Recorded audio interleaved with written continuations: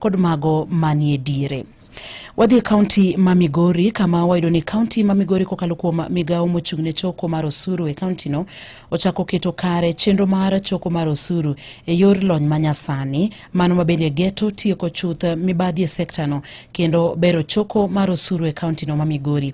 Direkta mar chenro mag choko osuru e kaunti no Maurice Oindo owacho ni tiyo kod lony manyasani e choko mar osuru biro konyo kaunti no chopo kwan omenda mabende gigeto choko e komenda mar 2025-2026 mano mabende en bilion 1.2. Ne wadonjo ka sirikal mokalo cha nochoko osuru mar milion 386.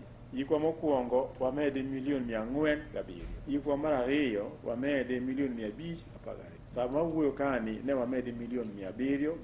Pod wadhi mbele kendo waparo ni wach mar automation wa medo kabisa kawuono sani ma wadwa timo miluongo ni online. Wadwa wuok e manual mar wuotho gi invoices e duka be duka. Wadwa ni joduka yudo messages e simbe gi, to gichulo pesa gi simbe gi, to giyudo license e simbe.